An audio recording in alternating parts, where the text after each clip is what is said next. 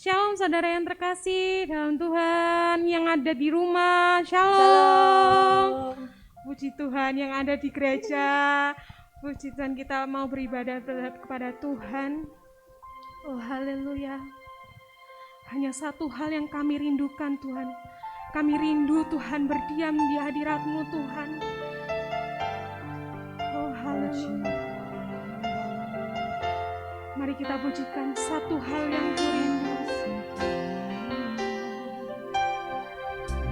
Satu hal yang ku rindu, kami berdiam di dalam hadirat-Mu Tuhan, di dalam rumah-Mu. Satu hal yang ku pinta, menikmati bait-Mu Tuhan, menikmati bait-Mu Tuhan. Satu hal yang ku rindu, satu hal yang ku rindu, berdiam di dalam rumah-Mu. Satu hal yang ku pinta, hanya menikmati bait-Mu, menikmati bait-Mu Tuhan. Lebih baik satu hari di belakang-Mu daripada di tempat lain, daripada 1000 hari di tempat lain.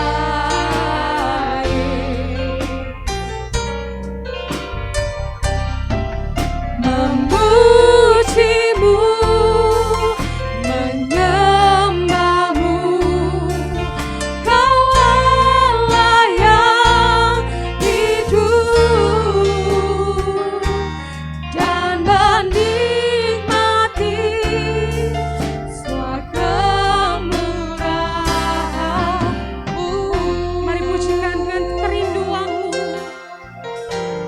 Satu hal yang ku rindu, berdiam di dalam-Mu, berdiam di dalam rumah-Mu. Satu hal yang ku pinta, hanya menikmati bait-Mu Tuhan, bait-Mu Tuhan. Lebih baik satu hari di belakang-Mu,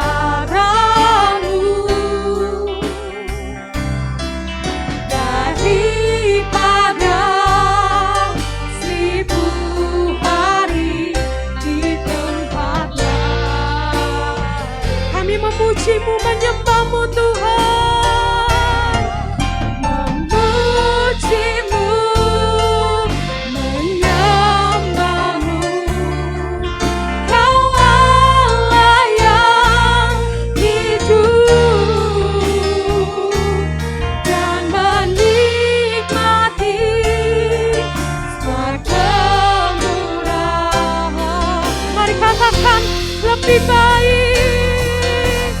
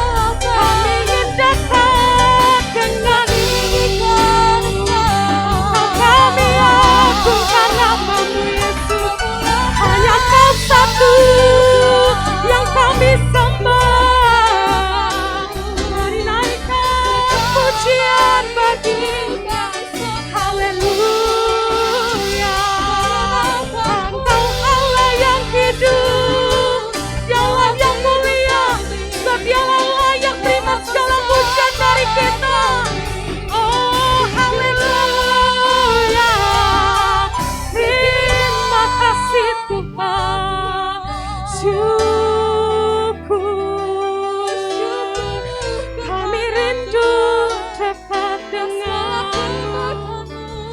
Oh haleluya. Kami rindu dekat denganmu Yesus. Diam dalam bait-Mu. Engkau Allah yang hidup. Semua Tuhan kami berikan hormat kemuliaan hanya bagi-Mu Tuhan. Terima kasih Tuhan. Hanya Kau satu yang kami sembah. Oh haleluya. Kami siap Tuhan memuji-Mu Tuhan, lebih dekat lagi Tuhan. Dengan kerinduan kami Tuhan, kami meninggikan nama-Mu Tuhan. Hanya Engkau satu-satunya Allah yang layak kami sembah Tuhan. Oh terima kasih Tuhan, hanya di dalam nama Tuhan Yesus. Kemuliaan hanya bagi-Mu Tuhan. Haleluya. Amin. Haleluya. Saya undang untuk saudara bangkit berdiri. Kita mau bersorak-sorai bagi Tuhan Allah kita. Oh haleluya.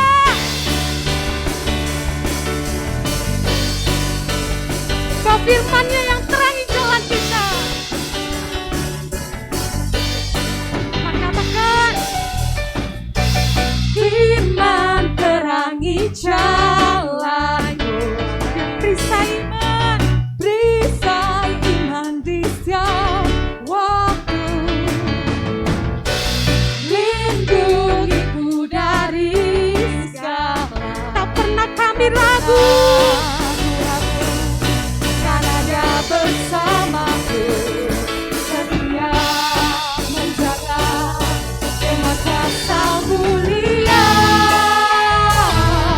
Hanya di dalam nama-Nya Yesus dia sumber pengharapan di sepanjang hidup. Katakan hanya dalam nama-Nya, di dalam nama-Nya pasti tersedia kemenangan bagiku selama-lamanya. Oh haleluya. Dialah kebenaran yang membebaskan kita saudara. Haleluya.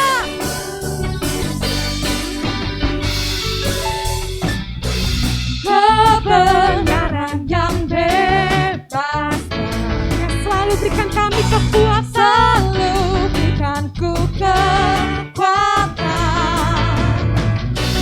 hadapi segala tantangan. Tak pernah ragu karena Kau bersama kami Tuhan. Setia menjaga dengan kuasa mulia. Hanya di dalam nama-Nya Yesus dia sumber pengharapan di sepanjang hidup. Hanya dalam nama Yesus. Hanya di dalam nama-Nya pasti tersedia kemenangan. Mari saudara, hanya dalam nama-Nya, dalam nama-Nya ada pengharapan, dalam kuasa-Nya kemenangan. Dalam nama-Nya, dalam nama-Nya ada pengharapan, dalam kuasa-Nya kemenangan. Hanya dalam nama-Nya, hanya di dalam nama-Nya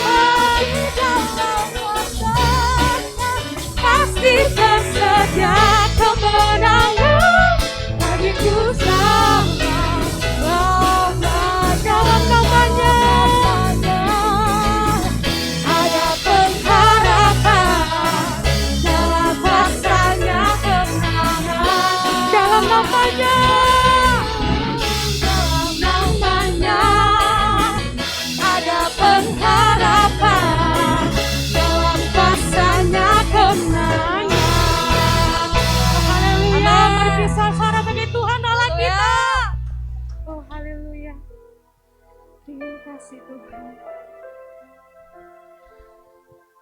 Kami rindu Tuhan. Entah kapan Tuhan akhir hidup kami Tuhan, tapi kami rindu Tuhan semakin mengenal-Mu Tuhan, serupa dengan Engkau Tuhan Yesus. Ku tak tahu sampai kapan akhir hidupku, akhir hayatku ini tidak menentu. Namun yang pasti, perjalanan hidup ini berakhir di suatu saat nanti. Sebelum akhir hidupku tiba, sebelum hari akhir hidupku tiba, sebelum semua kesempatan tiada Tuhan, sebelum semua kesempatan tiada. Mari katakan, kami kan berjuang Tuhan. Ku kan berjuang dalam pertandingan iman, mengakhiri dengan satu kerinduanku Tuhan, sempurna seperti Bapa. Hanya satu kerinduanku, sempurna seperti Bapakku, sesuai rancangan semula, serupa dengan Yesus, serupa dengan Tuhan Yesus. Tujuan imanku berkenan di hadapan Bapa. Sebelum hari akhir kami tiba Tuhan, sebelum hari akhir hidupku tiba, sebelum semua kesempatan tiada, kami kan berjuang Tuhan. Bukan berjuang dalam pertandingan iman, mengakhiri dengan kemenangan. Hanya satu kerinduanku, sempurna seperti Bapakku, sesuai rancangan semula, serupa dengan Tuhan Yesus.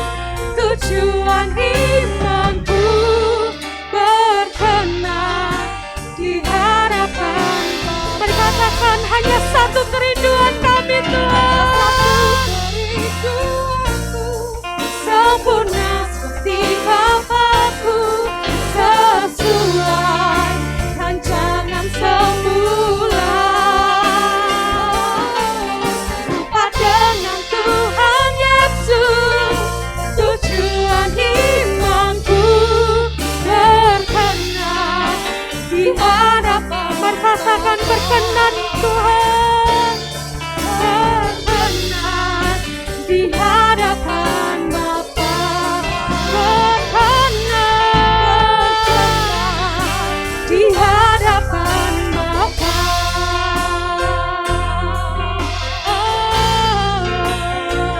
Inilah kerinduan kami,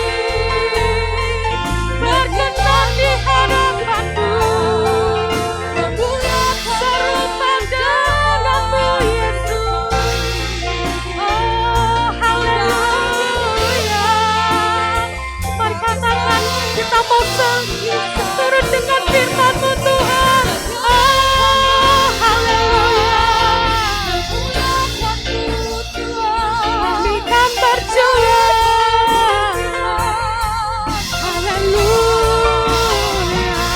Glory, haleluya. Terima kasih. Kami bersyukur padamu. Haleluya. Seperti pujian ini Tuhan, hanya satu Tuhan kerinduan kami Tuhan, seturut berkenan di hadapan-Mu Bapa. Kami mau berjuang Tuhan, kami terus ingin belajar mengenai firman-Mu Tuhan. Oh haleluya. Haleluya, haleluya. Terima kasih Tuhan, kami sungguh bersyukur untuk waktu ini Tuhan. Kami bisa memuji Engkau, kami bisa menyembah Engkau, meninggikan Engkau Tuhan. Terima kasih untuk segala kebaikan buat kami Tuhan. Sebentar lagi kami akan mendengarkan firman-Mu. Biarlah Tuhan Kau memberkati setiap hati kami supaya kami siap untuk mendengar firman-Mu Tuhan. Sehingga apa yang Kau sampaikan melalui hamba-Mu dapat kami simpan dan kami lakukan dalam hidup kami. Sehingga kami dapat selalu berkenan Tuhan dalam hidup kami di hadapan-Mu. Terima kasih Bapak yang baik, berkati juga hamba-Mu Pastor Bayu yang akan menyampaikan kebenaran firman-Mu. Biarlah hikmat-Mu tercurah atas hamba-Mu Tuhan, sehingga apa yang disampaikan oleh hamba-Mu itu berasal dari Engkau dan dapat memberkati masing-masing dari kami. Pujilah Engkau Bapa yang baik, di dalam nama Tuhan Yesus Kristus kami berdoa dan bersyukur. Haleluya. Amin. Amin. Puji Tuhan. Saya silakan untuk saudara duduk kembali. Saya persilakan untuk Pastor Bayu.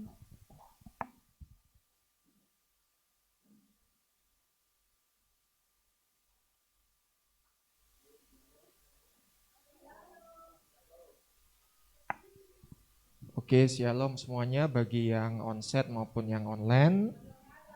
Tuhan memberkati ya. Perkenalkan, nama saya enggak terkenal ya kan. Jadi saya enggak perlu memperkenalkan diri, itu satu kesia-siaan ya. Jadi pada pagi hari ini yang saya hendak perkenalkan yaitu firman Tuhan, itu jauh lebih penting bagi setiap kita. Karena apa? Karena hari-hari ini kita harus menjunjung yang namanya satu tekad, satu prinsip firman Tuhan yang dimana setiap kita harus ya kan punya satu keteguhan yang namanya orang percaya atau orang Kristen itu harus hidup di dalam satu kelahiran baru. Ya, kelahiran baru, dan kelahiran baru itu hanya bisa ketika kita masuk dalam dimensi yang namanya mengenal Allah. Bagaimana mengenal Allah? Ya melalui kitab suci, melalui firman Tuhan, ya kan? Melalui firman Tuhan. Maka apa yang menjadi bentuk apresiasi kita dengan Tuhan, karena kita ini semua anak seleng ya. Seleng itu apa? Saya lahir atas nama Kristus ya. Ya, jadi kita bukan selengean ya kan. Kalau selengean itu drummer itu ya, Yonatan. Drummernya itu selengean ya kan. Berapa minggu ada di situ enggak bertelur-telur ya kan. Karena sudah disiapkan ET ya kan. Di situ ternyata telurnya juga enggak netas-netas, ya sudah ya kan. Mari kita tetaskan, kita lahirkan generasi yang baru melalui generasi yang takut akan Tuhan. Dengan demikian, mari saya sudah siapkan video. Apakah bisa diputar? Tidak? Oh iya, enggak apa-apa. Untuk yang apa? Yang di rumah, silakan ya. Kenapa saya harus putar video? Itu memberi kesempatan saya untuk minum, Bapak Ibu ya.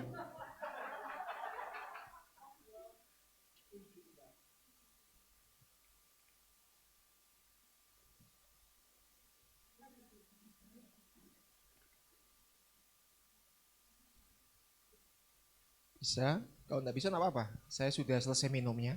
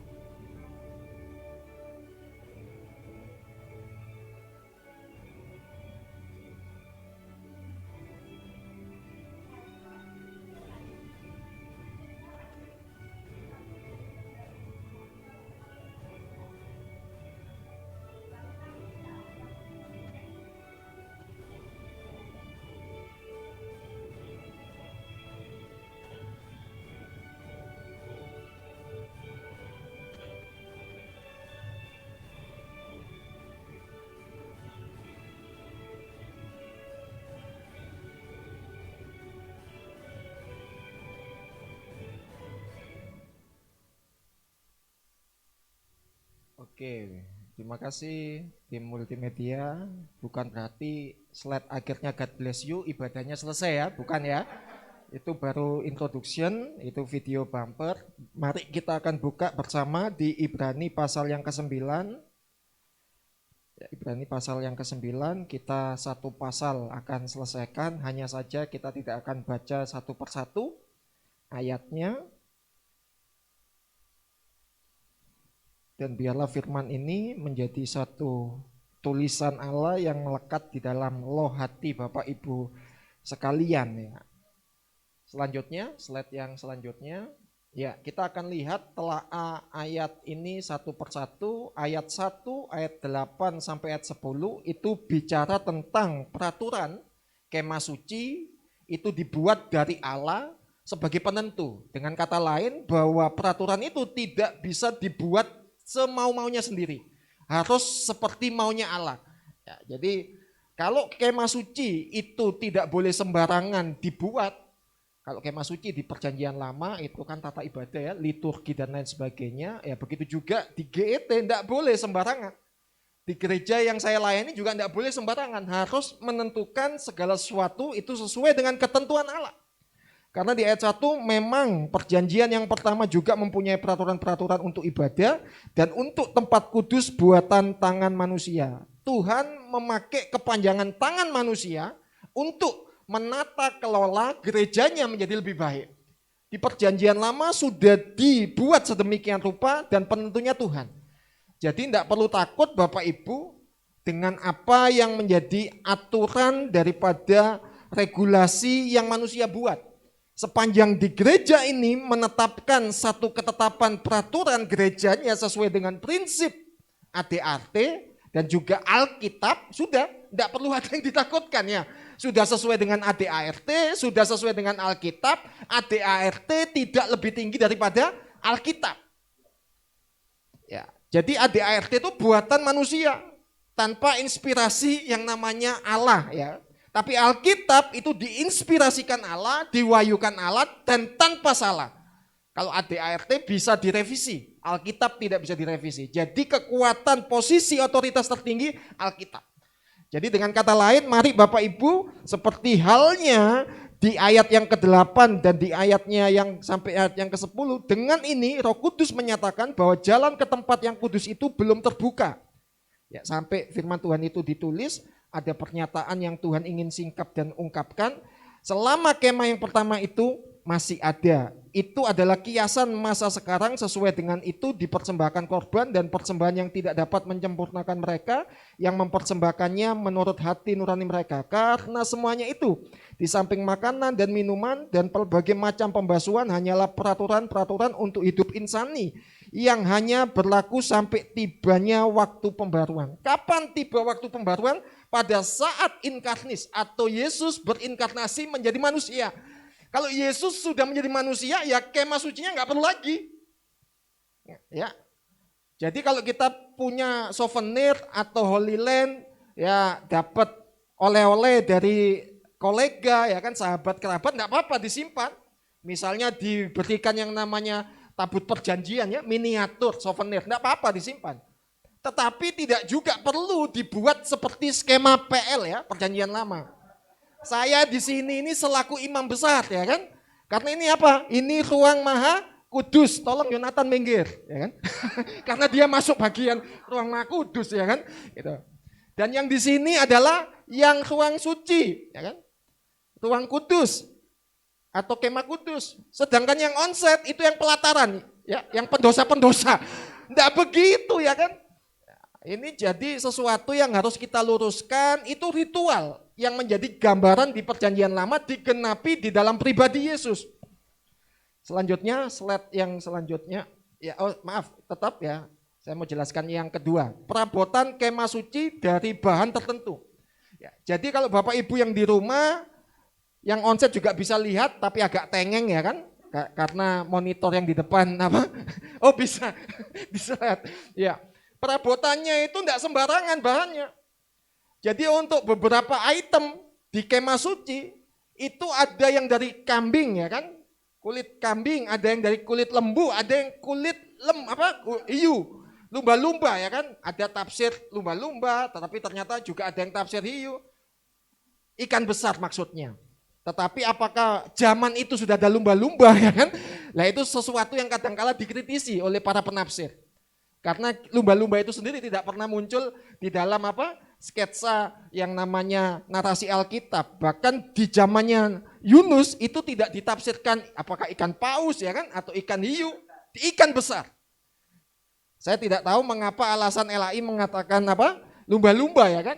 Tuh. Tetapi saya mencari garis tengahnya ya kan, yaitu ikan besar. Entah itu ikan hiu, ikan paus, ikan lumba-lumba, enggak jadi soal. Yang penting kita sepakat bahwa perabotan itu banyak khusus tertentu. Kalau Allah sudah buat peraturan tertentu dengan bahan tertentu, enggak bisa main-main ya kan. Ke gereja apa ditentukan di sini ya kan? Harus bahannya lenan ya kan. Harus datang ke gereja ya kan? Harus pakai celananya cutbray ya kan? Dan apa begi atau yang seterusnya dan seterusnya. Tidak ya kan? Karena kita sudah menanggalkan dan sekaligus meninggalkan ritual-ritual itu. Dengan kata lain, itu menjadi gambaran yang dipenuhkan, disempurnakan di dalam pribadi Yesus Kristus. Selanjutnya, saya mencoba fokus sebelumnya. Poin yang ketiga, penatalayan kemah suci itu juga dari suku tertentu, dari suku Lewi. Dari garis keturunan Harun. Tidak bisa ya kan. Makanya di tabut perjanjian itu selain ada 2 loh batu ya kan, buli atau kendi yang berisi roti mana, juga sekaligus ada tongkat tunas Harun. Karena dari garis keturunan Harun itu sajalah yang dia pantas disematkan gelar imam. Ya kan? Selebihnya tidak bisa. Nah ini bentuk penata layanan yang memang harus dijadwal, diatur. Untuk masuk pelataran, untuk masuk yang namanya kemah suci atau ruang suci, itu imam bisa, para imam bisa. Tetapi yang masuk ruang maha suci atau kemah maha suci itu hanya imam besar saja. Nah ini menunjukkan apa? Menunjukkan ritualitas yang ada di perjanjian lama. Nah kalau digeret ke masa kini, imam itu laki-laki. Tidak ada prinsipnya imam itu apa? Perempuan. Kalau nabi ada nabiya yang perempuan, tapi imam itu laki. Bayangkan kalau itu berlaku sampai hari ini di gereja ritual itu akan mematikan emansipasi wanita. Yang sebetulnya dia punya panggilan memimpin, panggilan menggembalakan, hanya gara-gara pakai ritual itu, tidak bisa ya kan. Membatasi cara kerja Tuhan. Berapa banyak di Alkitab rentetan deretan nama perempuan, bahkan di silsilah Yesus 4 nama perempuan dimunculkan. Itu menunjukkan apa? Bahwa Tuhan fokus untuk memecahkan ritual atau sesuatu yang tidak pada tempatnya. Sehingga hari ini kita bisa lihat Ibu Titus atau lebih tepat Ibu Asifa ya kan? Binti Titus. Ya masih mending lo binti ya daripada bentol-bentol ya kan? Lebih baik binti. Ya.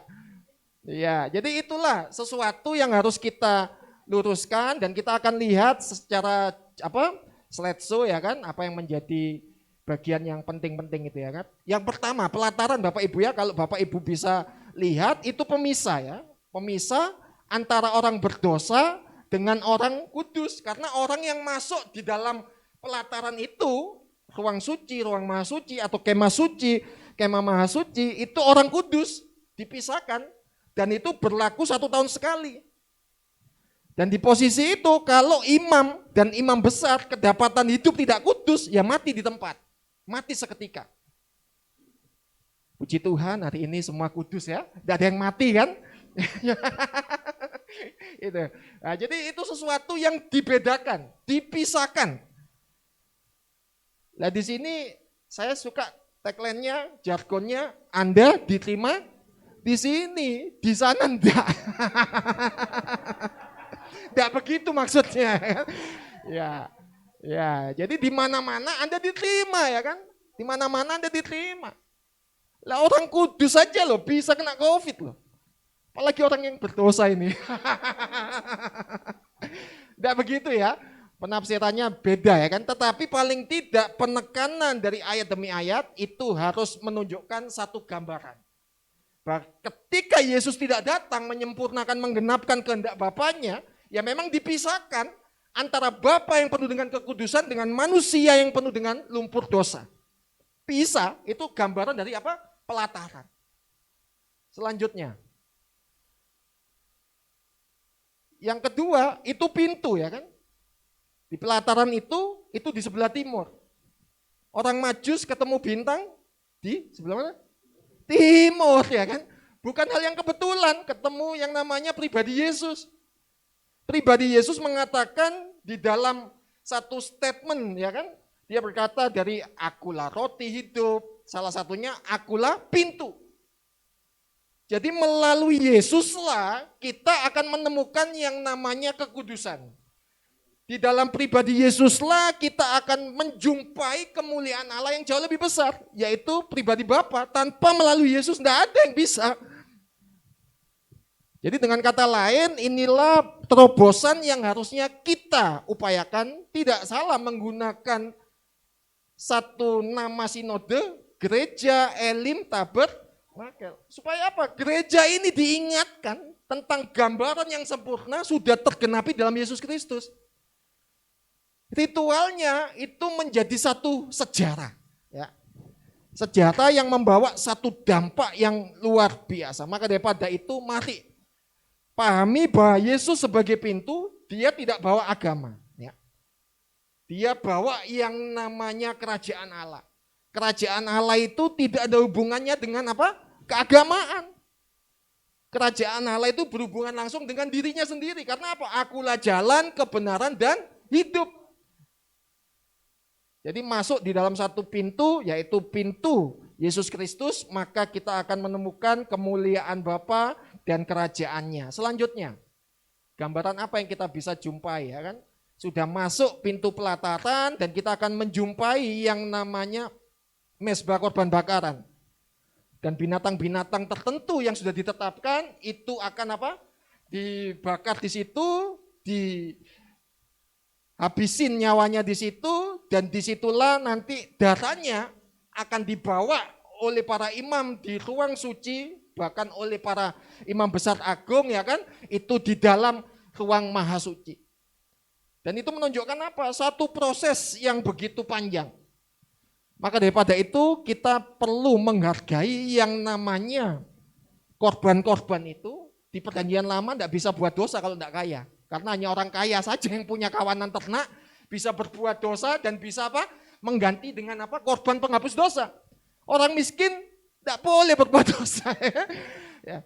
Tetapi kita bisa melihat bahwa itu tidak adil ya kan.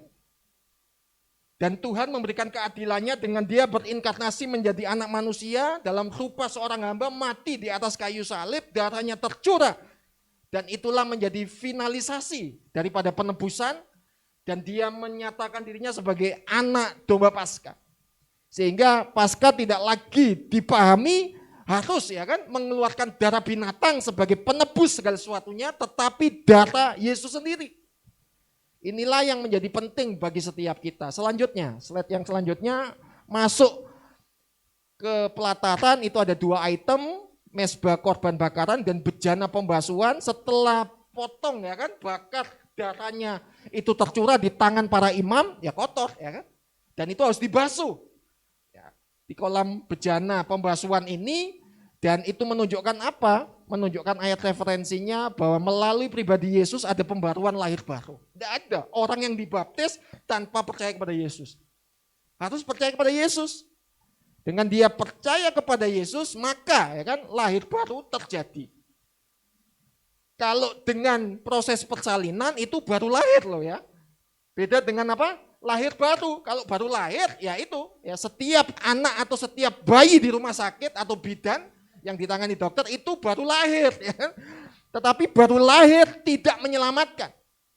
Tetapi lahir barulah itu dideklarasikan satu iman, itulah yang menyelamatkan. Iman kepada siapa? Ya kepada Yesus, anak domba Paskah. Dengan kata lain ini menunjuk kepada apa? Yesus yang tadinya 12 tahun sepanjang usianya dia datang ke Yerusalem untuk memperingati Paskah Yahudi, dia gantikan ritual itu dengan apa? Dengan dirinya sendiri. Jadi kalau orang Kristen merayakan Paskah tidak lagi merayakan Paskah Yahudi. Tapi Paskah di mana Yesus sendiri yang telah mengorbankan dirinya, yang telah bangkit. Itulah penggambaran yang sempurna. Perabotan yang selanjutnya. Ini yang ada di ruang suci atau kemah suci ada 3 item. Yang pertama kandil emas, ya, di mana itu ada 7 ya, 7 posisinya Yesus sebagai terang dunia, dan ini seringkali dikaitkan dengan pesan 7 gereja di akhir zaman, dan ini harus tergenapi. Ini harus tergenapi. Kenapa? Karena Yesus sebagai kepala gereja.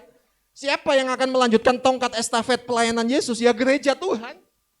Jadi terangnya itu disampaikan di khotbah Yesus di bukit, kamulah apa? Terang dunia. 7 gereja ya kan, termasuk GET harus menjadi bagian dan harus terlibat aktif di dalamnya. Nah, ini sesuatu yang harusnya lurus, tidak kontradiksi. Nah, kalau anak menghadapi ujian UN ya kan, berdoa lancarkanlah Tuhan ujian dan lain sebagainya. Setelah mengerjakan tanya nomor 13 apa ya kan. Lah buat apa berdoa ya kan? Tidak sinkron ya kan? Dia memulai sesuatu rohani tetapi melanjutkannya tidak rohani. Rohana Bu Gembala betul. Gitu ya. Nah, jadi ini bagian buat setiap kita mengalami satu pembaruan, jangan apa? Masuk di dalam satu pola skema ibadah yang buatan manusia. Tapi penentu peraturan itu adalah Tuhan. Kalau Tuhan sudah ubah, kenapa kita masih pakai yang ritual lama? Ya?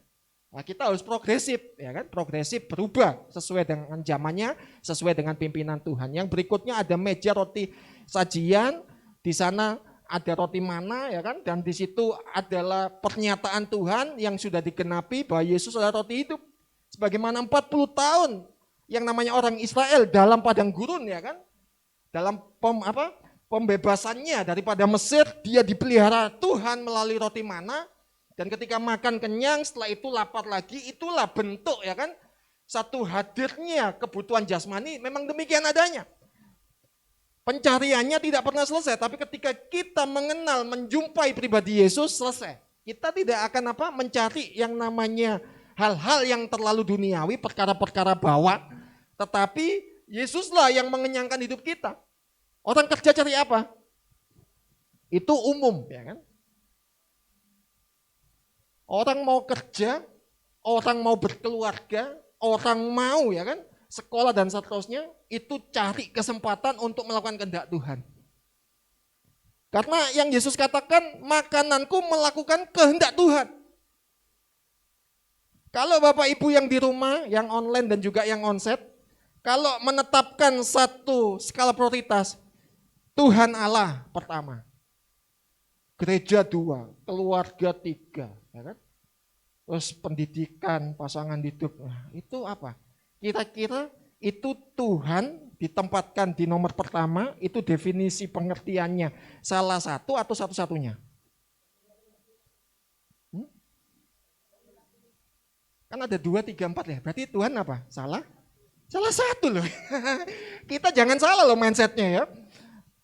Spiritualitas tidak menempatkan Tuhan di posisi salah satu dari segala sesuatu yang penting lainnya. Tidak. Tuhan itu harus ditempatkan satu-satunya. Artinya ketika kita mengenal Tuhan, Anda berkeluarga untuk Tuhan. Anda bekerja untuk Tuhan. Anda yang namanya studi untuk Tuhan.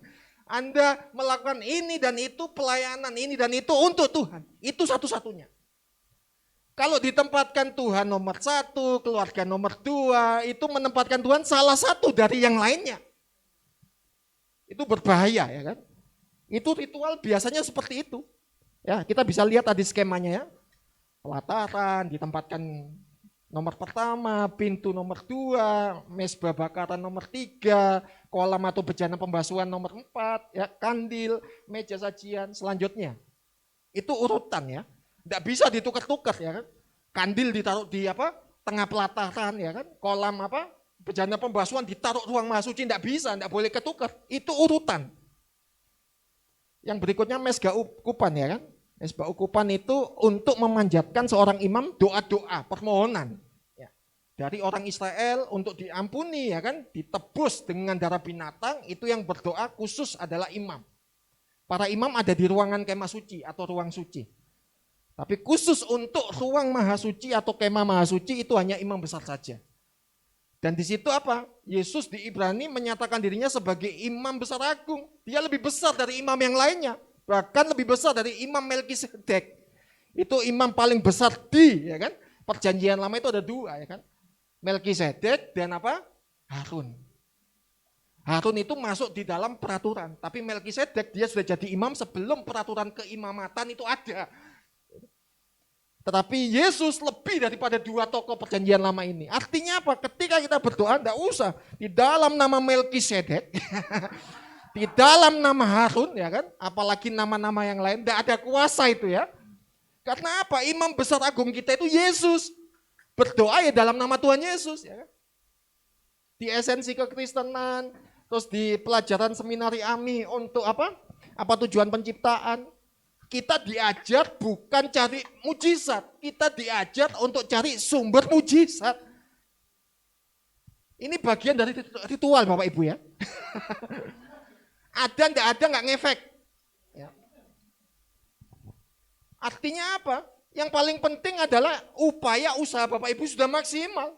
Masalah sudah disiapkan ternyata rewel ya kan? Berarti dia penuh apa? Perlu apa? Perlu dibeleh. Perlu diperhatikan. Dia mungkin ngambek yang sering dipegang keyboardnya atau yang lain. Kurang diperhatikan dia, rewel ya. Sekarang apa? Jadi perhatian dia. Ya. Jadi kita harus tetap protokol kesehatan Bapak Ibu ya, baik yang di rumah maupun yang di gereja. Ya kan? Ada berapa M ditambahkan oleh Pastor Kris, ada 6 M sekarang ya kan. Ya. Saya tambahkan satu lagi lah ya kan, supaya adil ya kan. M yang ketujuh ya kan, menjauhi mantan ya kan. Itu M yang ketujuh. Ya kan? Mantan kita siapa? Kita sudah dimerdekakan loh. Mantan kita itu iblis. Dulu kita hidup sesuai dengan apa yang menjadi kehendak iblis. Itu mantan kita. Mantan itu pantasnya di mana? Dibuang. Itu mana sampahnya ya kan? Di sana. Buang di tempat sampah. Sampah yang sesungguhnya untuk iblis adalah neraka ya kan. Jadi tidak usah ya kan, apalagi kita perlu apa? M yang berikutnya juga ada menjaga apa? Jarak ya kan. Jaga jarak Anda dengan dosa ya kan. Supaya apa? Pelayanan Anda adalah pelayanan yang berbeda, pelayanan Anda adalah pelayanan yang berdampak. Saya kok lihat silang-silang ini kayak apa? American Got Talent ya. Enak-enak perform gini ya kan, tahu-tahu ada bunyi dari surga, tet ya kan. Berarti apa? Performa kita tidak berkenan di hadapan Tuhan. Tadi apakah ada yang mendengar Ibu Asifa dengan Saudari Tiara ada tet? Ada ya? Berkenan ya. Ya. Nah, jadi ini menunjukkan apa? Menunjukkan bagian dari setiap kita bahwa dunia memasukkan segala sesuatunya hendak memuridkan anak Tuhan dengan hal-hal yang negatif, ya. Ke telinga kita, ke mata kita, panca indera penglihatan ya. Dan segala macamnya hendak dimasukkan hal-hal yang negatif. Hadirkan Yesus. Hadirkan Yesus di tengah hal-hal yang negatif, hadirkan Yesus, akhirnya jadinya apa hasilnya? Positif. Ya. Mau negatif sebanyak apapun masuk di kehidupan kita, hadirkan Yesus. Ya. Cukup satu pribadi, tidak perlu hadirkan yang hero-hero dunia ini ya. Saya suka sama Bapak Proklamator. Ya. Meskipun ada hal yang negatif dalam hidup saya, sepanjang saya sebut Insinyur Soekarno, masalah selesai. Tidak begitu ya kan? Semua itu jawabannya apa? Yesus. Bukan berarti kalau ada ujian nasional jawabannya apa? Yesus ya. Tidak lolos CPNS nanti ya kan? Itu. Jadi inilah yang menjadi pola pikir mindset kita open minded berubah, kita masuk dalam masa pembentukan selanjutnya. Ya, ini di ruang Maha Suci ya, atau kemah suci itu ada satu saja, meskipun gambarnya 3 kan tetap satu ya kan. Tetapi satu bagian itu ada 3 bagian. Yang pertama tabut perjanjian, ya kalau Bapak Ibu yang di rumah tabut perjanjian itu petinya itu ya, peti persegi panjangnya itu tabutnya, dan di dalam tabutnya itu ada yang namanya 2 loh batu, buli mana, dan tongkat Harun, dan di atas tabut perjanjian itu ada tutup pendamai. Jadi kalau yang namanya imam besar agung sudah menerima darah yang sudah dikorbankan di mezbah korban pertama di pelataran, itu darahnya masuk ya, dilanjutkan ya kan, sampai di kemah Mahasuci dan darahnya itu langsung ya, dicurahkan di yang namanya tutup pendamaian itu. Jadi tabut perjanjian ini mewakili apa? Ketrinitasan atau ketritunggalan. Jadi ada penyebutannya tabut perjanjian, tetapi ada 3 item sekaligus ya. Isinya, tutupnya, dan tabut perjanjiannya. Dan tabut perjanjian di ruang suci itu tempat perjumpaan Tuhan berbicara dengan imam besar. Jadi itulah yang menjadi satu penekanan buat setiap kita. Mari Bapak Ibu, ya, kita harus menempatkan yang namanya Yesus sebagai ya kan jalan kebenaran dan hidup. Karena apa? Melalui Yesuslah kita berjumpa dengan pribadi Bapa, pribadi Roh Kudus. Banyak orang yang belum mengenal Yesus bertanya-tanya, Allahnya apa? Orang Kristen itu apa? Triteisme ya kan? 3 Allah. Politeisme, banyak Allah. Karena apa? Karena belum mengenal pribadi Yesus. Ya namanya sekolah itu kan ada TK, SD, SMP, SMA, kuliah ya kan. Lah untuk studi dasarnya ya harus percaya Yesus dulu. Setelah itu mengenal yang lain-lain. Nah, bagaimana mengenal pribadi Bapa, bagaimana mengenal pribadi Roh Kudus kalau tidak dimulai dengan apa? Mengenal pribadi Yesus. Nah, jadi ini menjadi satu hal langkah buat setiap kita harus mengedepankan asas ya kan kebenaran di atas ketenaran. Karena perjanjian lama itu akhirnya menjadi satu skema ketenaran. Karena posisi suku Lewi, posisi keturunan Harun itu prestisius kan. Karena banyak yang ingin melayani di situ, tapi karena gara-gara tidak dalam garis keturunan suku Lewi, garis keturunan Harun, menjadi tidak bisa melayani Tuhan. Inilah yang menjadi hubungan daripada Kristus Yesus datang kepada setiap kita untuk memberikan satu korelasi hubungan pentingnya. Ritual dan spiritualitas itu hadir. Saya bisa jelaskan Bapak Ibu, ya mumpung ini ada alat peraga. Saya enggak bisa pakai ini ya. Alat peraga. Di sini ada apa? Yang pertama, ini pelataran ya, kotak ini pelataran. Ya. Masuk di sini ada item apa tadi pertama? Ya, di halaman itu ada apa? Sebelumnya mes pintu, terus mes bakaran ya. Terus yang di sini kolam, basuhan. Yang di sini kan kandil, terus ada meja, terus apa? Mesbah dupa, ini tabut perjanjian. Clear loh Bapak Ibu ya. Clear. Dengan mengenal pribadi Yesus, kita sudah melakukan segala sesuatu yang berhubungan penggenapan, penyempurnaan dari perjanjian lama yang disebut ritual. Jadi tidak perlu menghadirkan yang namanya ya, pintu itu dikasih tulisan Hebrew ya kan, tulisan Ibrani supaya itu menandakan apa? Yesus akulah pintu ya kan? Tidak harus ya kan? Ya seperti itu aja pintunya. Ya kan? Mau dibuat semewah apapun ya tidak menyelamatkan pintu itu ya. Pintu yang dimana kita mengenal Yesus itulah pintu keselamatan. Ketika kita menaruh yang namanya bentuk permohonan pengampunan dosa kita kepada Yesus melalui yang namanya mesbah dupa, itulah yang menempatkan Yesus sebagai imam besar agung. Clear semuanya. Jadi apakah penting ritualitas dengan spiritualitas? Penting. Karena kita tidak mungkin sampai di sini hari ini dengan spiritualitas kita tanpa belajar tentang yang namanya ritual-ritual itu. Kita harus buat sejarahnya sendiri ya. Sejarahnya sendiri bahwa ritual itu sudah ada sejarahnya di perjanjian lama. Kita tidak lanjutkan apa yang menjadi ritual karena kita juga bukan apa suku Lewi, kita bukan keturunan garis daripada Harun, tidak bisa. Berhenti di situ. Apa yang menyebabkan Tuhan tidak berkenan lagi? Bukan hanya karena Yesus datang, tetapi sudah ya kan, sudah dirobek itu tirainya ya. Waktu dia apa? Disalib itu sudah selesai. Dan bukti sudah selesai, kemah itu tidak dipakai lagi oleh murid-murid dan setiap kita. Kenapa? Karena di tahun 70 Masehi, Kaisar Nero dengan Jenderal Titusnya itu akhirnya apa? Menghancurkan Yerusalem dan Bait Allah. Sampai hari ini orang Israel tidak dapat beribadah di Bait Allah. Gimana mau beribadah? Wong tanahnya juga tanah apa? Sengketa. Kapan tanah itu disengketakan? Ya pada saat manusia jatuh dalam dosa. Terkutuklah bumi, terkutuklah apa? Tanah. Jadi tanah yang kita injek itu apa? Terkutuk loh. Tetapi yang terkutuk itu bisa diubahkan menjadi berkat ya pada saat orang-orang yang hidup benar ini melangkah dengan keyakinan. Kan yang diberkati kita. Ya. Hari yang ketujuh itu yang diberkati siapa? Buminya kah? Ya kan? Atau orangnya? Orangnya. Jadi orang yang diberkati, diurapi Tuhan, itu melangkahkan kaki di tanah-tanah terkutuk, tanah-tanah sengketa, itu akhirnya apa? Berubah kutuknya. Hari Jumat malam kami berangkat ke Ngawi, bukan untuk pelayanan.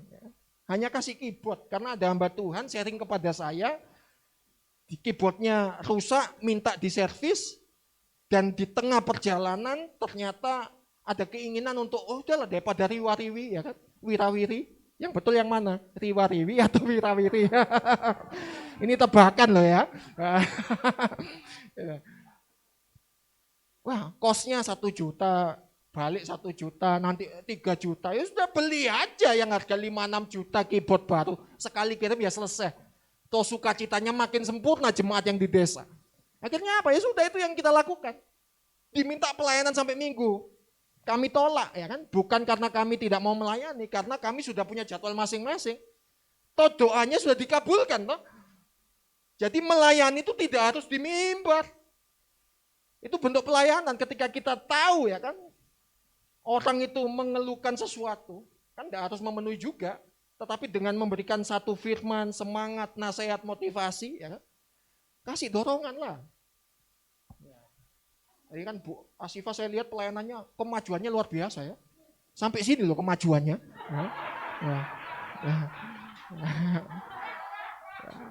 Saya tidak tahu apakah itu dalam hadirat Tuhan atau dalam rasa rindu dengan Pak Titus atau gimana ya, saya tidak tahu. Tapi luar biasa kemajuannya ya kan. Gitu. Saya khawatir mimbarnya apa ke depan. Nah, jadi ini bentuk ya kan. Persoalan yang kita hadapi antara menghubungkan yang namanya ritual dengan spiritual itu penting. Kalau ritual tidak penting ya kan, nanti ada anggapan ke gereja tidak apa-apa. Ya kan? Loh, ke gereja itu bagian dari ritual. Tapi ritual yang bagaimana yang kita perlu lakukan, ya ritual perjanjian baru. Slide yang berikutnya, inilah yang menjadi penekanan. Yesus Kristus adalah imam besar agung. Ya. Jadi doa yang dipanjatkan dari gereja ini tidak boleh ke Melkisedek, Harun, ya kan, dan yang lain-lain. Ya. Yesus Kristus berkorban sekali saja. Kalau imam besar, ya kan, imam para imam itu setiap tahun berkorban. Ya. Yesus cukup mati sekali saja, selesai. Yang berikutnya Yesus Kristus mengorbankan darahnya sendiri, bukan darahnya binatang, bukan darahnya para imam, bukan darahnya imam besar yang PL itu ya. Sebaik-baiknya imam besar, sebaiknya para imam, toh dia tetap mengorbankan apa? Darah binatang. Tetapi kita punya Yesus Kristus yang adalah imam besar agung, dia mengorbankan dirinya, mengorbankan untuk sekali, dan itu berlaku untuk semua orang. Yohanes 3 ayat 16 kan jelas ya, karena begitu besar kasih Allah akan dunia. Itu mencakup universal, manusia yang hidup di zaman PL, manusia yang hidup di zaman PB, manusia yang hidup di zaman now atau zaman nu, ya kan? Mendapat penebusan yang sama. Nah, jadi kalau enggak ritual ke gereja untuk mau mendalami pribadi Yesus, Anda adalah orang-orang yang ya kan, di luar apa pelataran ya kan. Nah ini menjadi bagian ketika kita masuk di dalam satu skema perjanjian baru, bahwa kita itu adalah imamat yang rajani. Ada enggak ada alat musik ya kan? Ada enggak ada WL di rumah ya? Kita mungkin bukan WL ya kan? Masa ya mau saat teduh nunggu WL ya kan? Manggil WL. Kan enggak harus ya. Jadi pola ibadah di gereja begini. Pola ibadah mandiri sendiri di rumah ya enggak harus seperti yang di gereja. Apa adanya saja ya kan. Jadi kalau memang mau nyanyi ya kan, dengan apa? Hati bisa. Nyanyi dengan air mata bisa. nyanyi dengan suara yang menggelegar, ya kan, juga bisa. Sepanjang itu yang menjadi pimpinan Tuhan, lakukan. Saya tidak pernah mengajarin anak saya Salom, ya kan, atau anak saya Fide liturgi apapun, ya kan. Dia bertumbuh berkembang sebagaimana Tuhan pimpin. Meskipun Fide kadang-kala membuat saya lucu geli, ya kan, mendengarnya. Salom saya ajar berdoa, kakaknya ternyata dia mau berdoa. Dan ketika dia berdoa, membuat kami ketika menutup kata amin itu menggelegar ketawanya. Kenapa? Dia ikut berdoa seperti kakaknya. Tuhan Yesus, papa, mama, kakak, dan Fide mau bobo. Berkati makanan ini. Ya. Loh, itu kan cara anak saya, kedua Fide. Ya. Karena di pikirannya ya memang makan, dan makan. Tapi apakah kita menyalahkan skema ritual yang seperti itu? Enggak, dia proses bertumbuh. Dia proses belajar. Gereja tidak ada yang sempurna loh ya. Mau gereja besar, gereja kecil, gereja jemaat banyak, gereja jemaat sedikit. Enggak ada yang sempurna. Kedatangan Kristuslah nanti yang kedua yang menyempurnakan gereja yang sesungguhnya. Jadi inilah yang menjadi jembatan buat setiap kita pahami bahwa hari ini kita perlu masuk dalam dimensi ya progresivitas daripada pergerakan Allah. Kalau di perjanjian lama itu Tuhan pimpin dengan tiang awan, tiang apinya. Hari ini kita perlu melihat tanda-tanda. Karena tidak ada tiang awan, tiang api, ada tiang listrik ya kan. Ya. Tiang wifi itu ya, ada banyak ya kan. Apa tandanya ya kan? Itulah yang Tuhan ingin sampaikan kepada setiap kita. Tuhan tidak hanya iseng ya kan, membuat air menjadi anggur. Dia punya tujuan. Tuhan yang namanya berjalan di atas air ya kan, tanpa menghardik begitu rupa, yang namanya angin sakal ya kan, itu berhenti loh. Meskipun Petrus ya kan, dengan kegigihannya ya kan, hendak menjumpai Yesus yang dianggap awalnya sosok hantu ya kan, bukan Tuhan. Dia berjalan di atas air. Begitu ya Pak Petrus ya? Oh bukan Petrus yang ini. Beda orang ya, gitu ya. Tapi itulah kondisi hari ini. COVID itu kan harus kondisi fit, betul ya? Jadi kalau enggak dengan kondisi fit ya kita enggak akan bisa berjuang bertempur dengan yang namanya COVID itu. Caranya gimana ya? Protokol kesehatan.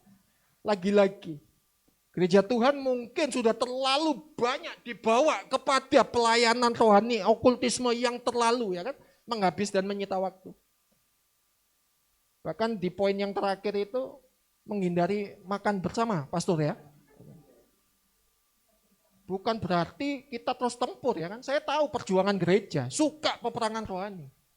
Hanya gara-gara melihat cerita kisah Injil bahwa ketika Yesus berjalan dan melihat orang kerasukan itu roh jahatnya masuk di babi, sampai hari ini gereja Tuhan berantas itu babi ya kan. Makan tuh babi ya kan, karena di dalam babi ada apa? Roh jahat. Babinya dimakan, roh jahatnya apa? Ikut makan. Hentikan pertempuran rohani yang apa? Konyol itu ya kan. Kenapa orang diabetes, penyakit gula? Karena dia membuat satu keputusan untuk makan gula buatan apa? Pabrik. Padahal Tuhan sudah ciptakan Taman Eden dengan segala macam rasa yang begitu manis buah-buahan ya. Itu banyak ditinggalkan oleh apa? Manusia, peradaban manusia saat ini. Dikembalikan lagi. Boleh makan gula? Boleh. Tapi buah yang mana yang paling aman untuk kita? Ya buah itu. Dari rasa manisnya enggak mungkin Tuhan buat buah untuk mencelakakan anak-anak yang dikasihnya ya kan? Enggak mungkin. Makanlah ya kan? Banyak buah ya kan? Ini saya tunggu kok belum berbuah ini ya kan? Ya. Ternyata daun bunga imitasi. Ya, jangan sampai kekristenan kita adalah Kristen imitasi ya. Harus masuk dalam dimensi yang lebih lanjut. Selanjutnya.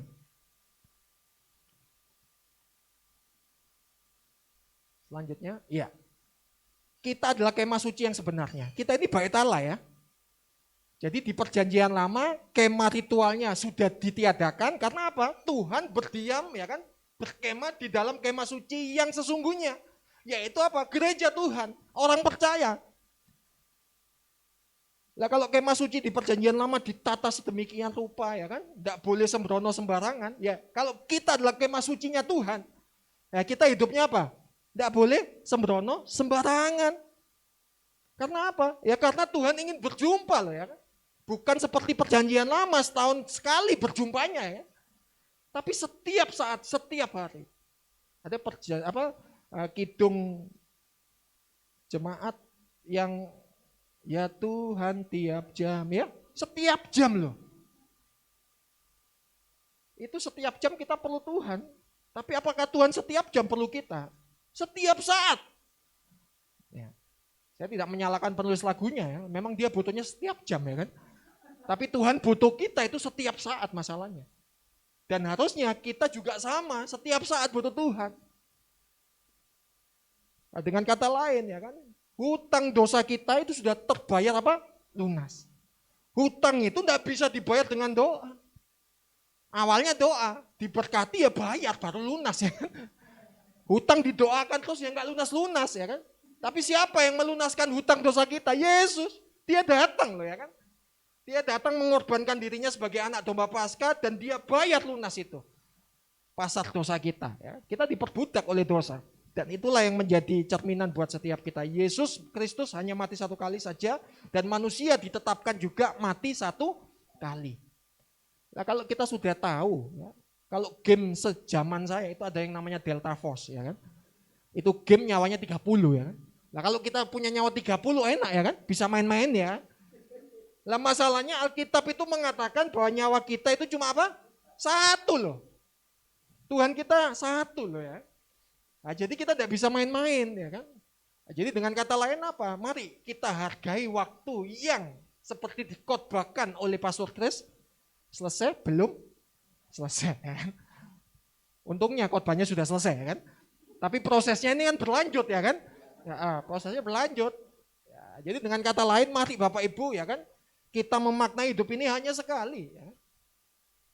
Bahwa dengan kata lain kita harus memberi yang terbaik sebagaimana Tuhan memberi yang paling baik di dalam satu kebutuhan kita. Dan dengan kata lain mari kita memiliki satu upaya usaha yang lebih. Hari itu tidak lagi hitung-hitungan dengan Tuhan, tapi habis-habisan dengan Tuhan ya. Kalau hitung-hitungan dengan Tuhan, hasil akhirnya itu seperti Ananias Safira ya. Hitung-hitungan ya. Ditanya hasil jualnya berapa, dia lapornya berapa kepada Rasul ya kan. Dan akhirnya apa? Mati. Hitung-hitungan dengan Tuhan, tidak habis-habisan dengan Tuhan. Tetapi meskipun yang namanya Abraham itu meninggalkan kampung halamannya, pergi kepada tempat yang dia tidak tahu awalnya, dengan segala macam bayar harganya, akhirnya apa? Dia ditempatkan di posisi tinggi ya kan. Karena orang yang masuk surga seperti yang namanya Lazarus itu duduk di pangkuan Abraham. Jadi kalau ada orang Kristen berdoa ya kan, aku mau seperti Lazarus, kasihan Abrahamnya. Jangan berdoa seperti itu ya kan. Mau masuk surganya ya kan, jangan mau seperti Lazarus duduk di pangkuan Abraham ya kan. Kemeng Bapak Ibu ya kan. Mangku sekian banyak orang ya kan. Nah, jadi ini bagian buat kita berproses, mari kita makin hari makin on time ya. Jadi kalau ibadah onset Anda on time, ibadah online harus on time. Kalau ibadah online ya kan, itu disandingkan sama kualitas ibadahnya dengan yang onset. Kalau yang onset ini bajunya ya, sopan-sopan. Yang di rumah, apakah Anda memakai baju yang sopan? Kalau Anda menggunakan daster dan sedang memegang hamster, bertobatlah, kerajaan Allah so dekat ya kan. Nah, jadi ini realita kehidupannya. Jadi ibadah onset, ibadah online itu sama baiknya di pemandangan Tuhan. Yang membuat nilainya tidak baik bukan Tuhannya, tetapi kitanya, manusianya. Jadi selain on time, ya kan, juga harus yang namanya on fire. Kalau yang di onset pelayanannya, ibadahnya on fire, menyala-nyala untuk Tuhan. Yang di rumah juga sama. Kalau WL-nya sudah angkat tangan gini ya kan, Ya jangan yang di online, yang di rumah angkat kaki ke mall ya kan. Ya harus sama-sama ya kan, dalam hadirat Tuhan, dalam pimpinan Tuhan. Selain on time ya kan, selain on fire, harus on the track ya kan. Harus di jalurnya Tuhan, di ketetapannya Tuhan. Jangan keluar. Kalau kita sudah menjadi orang-orang ya kan, yang sudah on the time ya kan, dan juga on the track dan on fire, kita punya kerinduan itu, perjumpaan yang namanya Paulus, yang namanya mati keuntungan. Hidup memberi buah yang lebih banyak, tapi dia merindukan perjumpaan muka dengan muka. Jadi kalau ada kesempatan ibadah onsite, hadir. Bukan untuk memenuhi kursi-kursi kosong ini ya kan, tapi untuk memenuhi hati dan jiwa yang kosong itu. Dengan firman Tuhan yang hidup. Penutup daripada kesimpulan khotbah saya, pentingnya ritual dan spiritual dalam pertumbuhan rohani Jemaat GET Kemenangan Iman Surabaya. Yang pertama, jadikan firman Tuhan sebagai petunjuk utama untuk gereja Tuhan mengalami pertumbuhan rohani yang sehat dan kuat. Firman Tuhan kuncinya. Bukan yang lain-lain. Yang lain-lain itu referensi. Saya dengan Pastor Chris suka sering bertukar yang namanya modul ya. Dapat pengalaman diklat, pengalaman seminar ini, apa yang menjadi materinya kita saling share. Itu referensi saja. Tetapi sumber utama pertumbuhan jemaat itu kitab suci. Firman Tuhan. Jadi kalau ya kan status orang bisa dibaca, apakah kita tidak kepo dengan statusnya Tuhan ya kan? Statusnya Tuhan itu ada di Alkitab. Tuhan sudah bikin sekian banyak status. 1.500 tahun loh ya. Dia sudah buat status-status firman itu ya kan. Toh banyak orang Kristen kan kutip firman Tuhan ya untuk statusnya. Nah harus kekepoan kita itu ya. Jangan yang penting posting. Tapi posting yang penting. Ya. Jangan yang penting posting tapi posting yang penting. Itu orang yang ngerti firman Tuhan lakukan itu. Yang kedua, jadilah gereja Tuhan yang melakukan ritual dengan spiritual tanpa rasa bimbang tetapi harus seimbang agar terus berkembang. Saya ulangi, jadilah gereja Tuhan yang melakukan ritual dengan spiritual tanpa rasa bimbang tetapi harus seimbang agar terus berkembang. Saya di sini mematuhi protokol kesehatan Bapak Ibu ya. Sudah diarahkan. Ya. Saya pikir tadi badannya besar Bapak Ibu ya, debt collector ini ya kan. Kok nyegat mobil saya ya kan. Ternyata Rasul Petrus ya kan. Ya. Diarahkan, lurus ya kan, belok, saya ikut. Karena apa? Itu wilayah dunia persilatannya dia di situ ya kan. Ya, di mimbar ini Rasul Petrus ikut saya ya kan. Sudah tahu porsinya ya kan. Ketika saya keluar dari mobil saya ikut ya kan. Raja Daud. Apa yang dikatakan oleh Raja Daud saya ikut. Silakan pastor cuci tangan, saya cuci tangan, sabun ya kan. Kalau ada sikat gigi saya sikat gigi itu tadi ya. Handoan, keramasan ya kan. Tapi Raja Daud hanya memerintahkan untuk apa? Cuci tangan ya kan, sabun, bilas dan akhirnya apa? Mengecek suhu badan ya kan.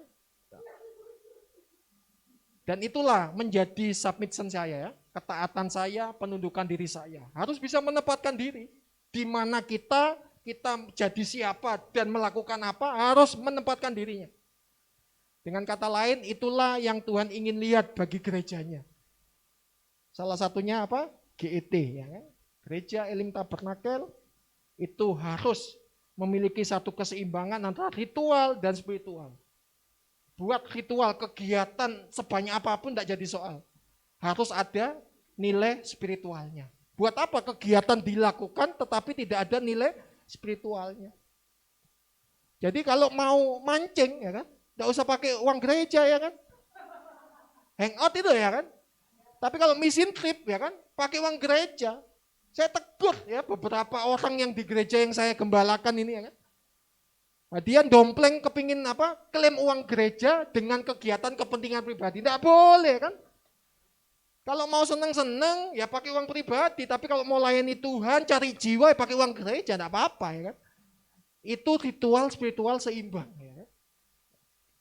Jadi gereja ini, gembala tempat ini amat sangat mendukung ya kan. Apa yang Bapak Ibu ingin ya kan. Ingin ke depannya GIT mau jadi bagaimana, itu ditentukan bukan dari sinode, bukan ditentukan dari semata-mata apa yang menjadi unek-unek gagasan visi dari gembala, tapi itu bagian daripada tubuh Kristus, bekerja sama. Gembala tidak bisa gerak sendiri, harus ada apa? Pengurus. Pengurus nggak bisa kerja sendiri, harus ada yang support yaitu jemaat. Kalau jemaat menjadikan dirinya menjadi pribadi yang berfungsi di tempat dan di waktu yang tepat, begitu juga pengurus, begitu juga tim pastoral, saya pikir gereja ini akan menjadi alat kepanjangan tangan Tuhan sekaligus alat kemuliaan Tuhan. Kiranya Tuhan Yesus memberkati kita sekalian. Mari kita berdoa. Tuhan, terima kasih buat kerinduan Tuhan yang sudah tersampaikan melalui hamba-Mu. Biarlah gereja ini mengalami terobosan demi terobosan, masuk di dalam satu level yang multidimensi dan multifungsi, dan segala sesuatu yang menjadi kebutuhan sebagaimana tabut perjanjian itu berisi dengan yang namanya dua loh batu. Gereja ini pun juga diisi dengan firman Tuhan, perintah Tuhan, kehendak dan ketetapan Tuhan. Sebagaimana tabut perjanjian itu diisi yang namanya buli atau yang namanya kendi yang berisi mana, gereja ini juga dipelihara Tuhan. Sepanjang dia berjalan melangkah dengan apa yang menjadi kehendak Tuhan, gereja ini tidak akan kekurangan.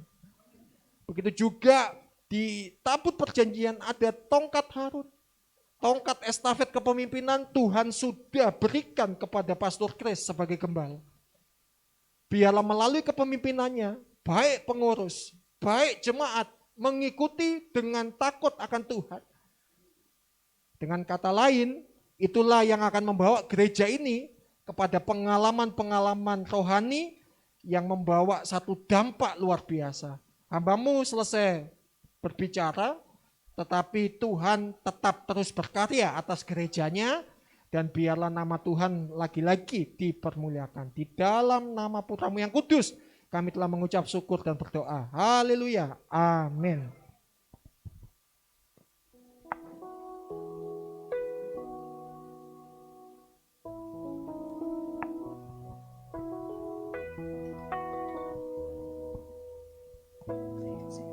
Puji Tuhan, saudara, banyak sekali yang kita terberkati ya, apa yang disampaikan Pastor Bayu tadi. Jangan pernah kita menyerah, terus kita belajar dari firman Tuhan, karena firman Tuhan itu pelita bagi kita. Kalaupun kita mendengar, kita menemukan internet, belum tentu itu benar, tapi dengan Alkitab kita mengerti bahwa kebenaran firman itu yang asli, itu yang ada di Alkitab. Kita mau pujikan satu lagu, kita terus baca Alkitab.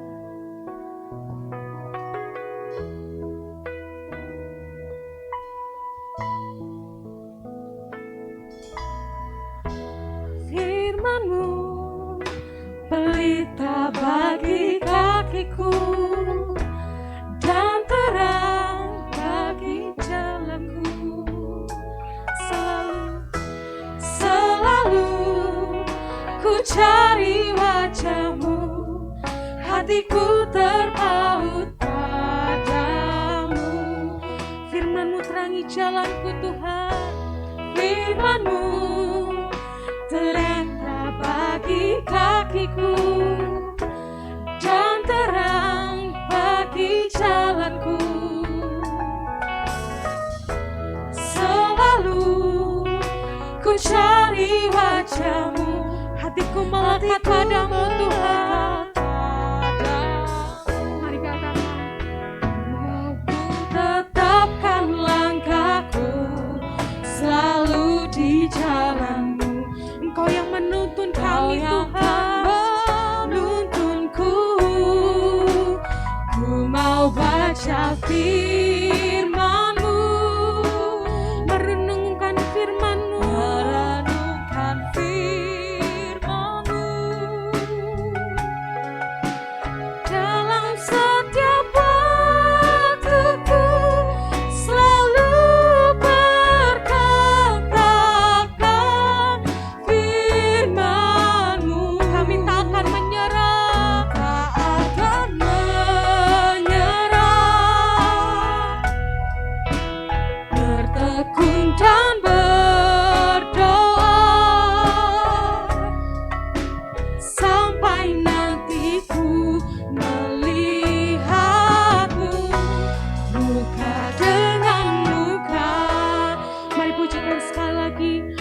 firman-Mu yang pelita bagi kaki kami Tuhan.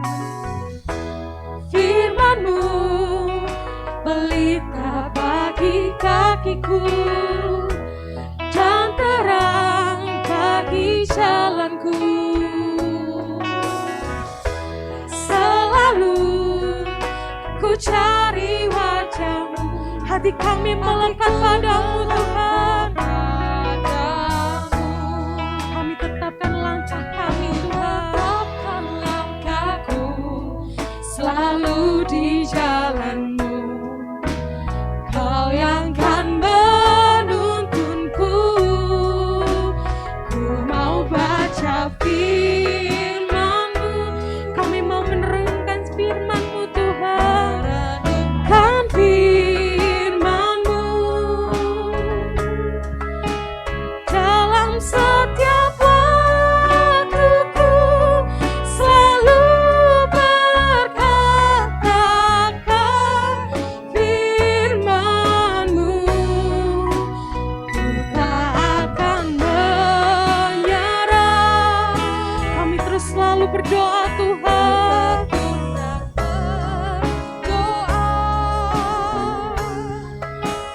sampai nanti ku, sekali lagi katakan, ku mau baca firman-Mu, mau baca firman-Mu,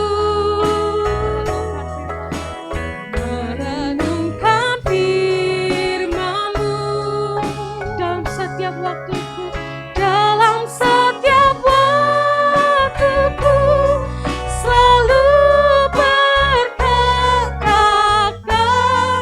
firman-Mu. Kami takkan menyerah Tuhan, oh bertekun dan berdoa sampai nanti ku melihat-Mu muka dengan muka. Katakan sampai nanti ku melihat-Mu muka dengan muka.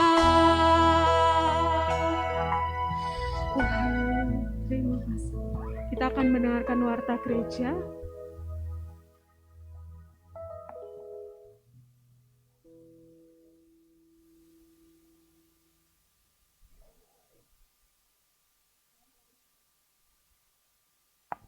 Shalom, puji Tuhan.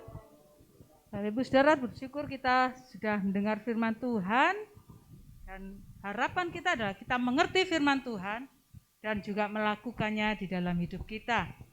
Amin, puji Tuhan. Saya akan bacakan warta gereja Elim Tabernakel Kemenangan Iman Minggu tanggal 20 Juni 2021. Yang pertama, nanti sore sekolah minggu ceria pukul 5 sore bersama Superbook. Mari kita ajak anak-anak kita untuk mengikuti minggu ceria ini. Yang kedua, hari Minggu tanggal 20 Juni hari ini pukul 7 malam Youth of Victoria Elim mengundang saudara yang muda untuk mengikuti Youth Fellowship bersama bersekutu dan belajar firman Tuhan. Ibadah dilakukan secara online melalui Zoom meeting. Yang ketiga, hari Rabu tanggal 22 Juni 2021 kita bertemu lagi dalam doa malam. Pemimpin penyembahan Ibu Windy, renungannya Ibu Novi. Yang keempat, hari Jumat pukul 7 diadakan latihan musik sebagai persiapan untuk ibadah raya hari Minggu. Kemudian yang kelima, hari Sabtu tanggal 26 Juni 2021 diadakan ibadah wanita secara online pukul 7 malam. Yang melayani pemimpin pujian Ibu Novi, pembicara Ibu Windy. Yang keenam, hari Minggu tanggal 27 Juni 2021 pukul 9 kembali kita bertemu dalam ibadah raya. Yang melayani pemimpin pujian Ibu Riri, singernya Saudari Tiara.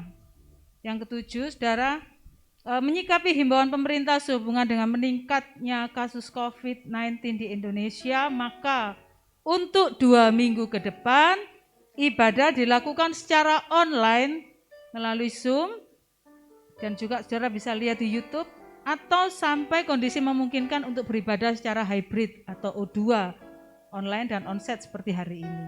Begitu ya saudara ya, jadi 2 minggu ke depan kita akan beribadah secara online, tidak ada yang onsite di gereja. Kemudian yang ke-8, terima kasih untuk setiap persembahan, persepuluhan yang Bapak Ibu berikan untuk kerjaan Tuhan di gereja kita. Tuhan Yesus memberkati. Bagi saudara yang rindu untuk menabur, untuk pekerjaan Tuhan di gereja kita dapat dikirimkan melalui rekening BCA atas nama Siska Ayuruli atau melalui Shopee Pay juga atas nama Siska Ayuruli. Saudara bisa lihat di layar, di screenshot gitu ya saudara, lalu kirimkan. Tetap dukung dalam doa untuk setiap acara dan program gereja dan setialah untuk mengikuti acara gereja supaya kita semakin bertumbuh dan kuat di dalam Tuhan. Tetap sehat, tetap jaga imun tubuh, tetap terapkan 6M ya. Biasanya saya bilang 5, sekarang 6 tambah 1. Dan ini yang sulit saudara. Enggak boleh makan bersama saudara. Ya, biasanya kita kan makan bersama ya. Sekarang enggak boleh makan bersama. Kalau di dalam keluarga boleh, kalau sama Bu Riri sama Pak Ibu enggak boleh ya. Oke, Tuhan Yesus memberkati. Itu saja pengumuman kita pagi hari ini. Mari kita masuk dalam doa. Bapa, terima kasih, kami mengucap syukur pagi hari ini. Engkau sungguh baik. Engkau sudah memberkati kami dengan puji-pujian yang menguatkan kami. Engkau juga sudah memberkati kami dengan firman Tuhan yang membuka hati kami, membuka pikiran kami, bahwa kami bersyukur memiliki Tuhan Yesus sebagai imam besar kami, yang sudah memberikan nyawanya, memberikan darahnya sebagai korban menghapus dosa, menjadi keselamatan bagi kami. Tuhan, terima kasih. Dan biarlah di dalam hari-hari kami, ketika kami beribadah, ketika kami masuk di dalam hadirat Tuhan untuk beribadah, kami sungguh-sungguh menghargai korban keselamatan yang sudah Tuhan beri dalam hidup kami. Kami beribadah dengan hormat, dengan gentar di hadapan Tuhan. Dan kami percaya ketika kami sungguh-sungguh beribadah, maka kami boleh merasakan, kami boleh mengalami perjumpaan yang dekat dengan Engkau Tuhan Yesus. Terima kasih Bapa, kami bersyukur padamu untuk firman-Mu pagi hari ini. Pagi ini kami berdoa, kami membawa bangsa kami Indonesia. Tuhan Yesus, biar belas kasih-Mu turun atas bangsa kami Tuhan. Belas kasih-Mu atas kota Surabaya, atas kota-kota di Indonesia yang saat ini mengalami penderitaan, yaitu pandemi COVID-19 Tuhan Yesus. Dengan meningkatnya kasus COVID-19 ini Tuhan, kami berdoa mohon belas kasih-Mu Tuhan, tolong bangsa kami, tolong masyarakat Indonesia ini Tuhan Yesus, supaya kami tetap terjaga, kami tetap terlindungi Tuhan dari virus ini Bapa. Di dalam nama Tuhan Yesus kami berdoa supaya kasus COVID-19 ini segera turun Tuhan Yesus. Daerah-daerah yang sedang zona merah atau zona hitam, Tuhan tolong supaya Tuhan segera baik keadaannya. Di dalam nama Tuhan Yesus, pertolongan kami hanya datang dari Engkau Tuhan. Pertolongan kami hanya datang dari Engkau ya Allah. Terima kasih Bapa. Kami serahkan Indonesia ke dalam tangan-Mu. Berkati pemerintahan bangsa kami dalam menghadapi setiap masalah kesulitan, tantangan yang ada di dalam bangsa ini. Biarlah pemerintahan bangsa kami tetap takut akan Tuhan, menjalankan program pemerintah dengan sungguh-sungguh untuk kepentingan masyarakat Indonesia. Di dalam nama Tuhan Yesus. Kami berdoa juga untuk program vaksinasi Tuhan, yang saat ini pemerintah mempercepat pemberian vaksinasi kepada rakyat Indonesia. Tuhan tolong supaya program ini dapat berjalan dengan lancar. Tuhan berikan hikmat. Tuhan bukakan pikiran orang-orang yang masih tidak mau divaksin karena berbagai macam alasan. Tuhan tolong supaya pikiran mereka terbuka dan mereka mau memberikan waktu, memberikan dirinya untuk divaksin. Terima kasih Bapa, terima kasih. Kami percayakan bangsa kami Indonesia ke dalam tangan kuasa-Mu dan kami memintakan berkat-Mu turun atas Indonesia di dalam nama Yesus. Indonesia negara yang diberkati Tuhan. Indonesia negara yang sehat di dalam nama Tuhan Yesus. Indonesia dalam keadaan aman di dalam nama Yesus. Masyarakatnya sejahtera di dalam nama Yesus. Terima kasih Tuhan. Hikmat pertolongan Tuhan atas bangsa kami Indonesia. Di dalam nama Tuhan Yesus. Terima kasih Bapak. Berdoa juga untuk wilayah Ngagel Rejo, wilayah Beratang ini Tuhan, kami berdoa supaya wilayah Beratang juga tetap dalam keadaan baik. Masyarakatnya sehat di dalam nama Tuhan Yesus. Terima kasih Bapak, kami mengucap syukur. Demikian juga jemaat-Mu Tuhan, jemaat-Mu Gereja Elim Tabernakel Kemenangan Iman, jemaat-Mu juga diberkati, jemaat-Mu dalam perlindungan Tuhan, di dalam nama Tuhan Yesus. Terima kasih Bapak. Segala pujian, hormat, syukur, kemuliaan hanya bagi nama-Mu di dalam nama Tuhan Yesus. Mari yang ada di gereja saya ajak untuk bangkit berdiri, kita naikkan pujian syukur kita kepada Tuhan.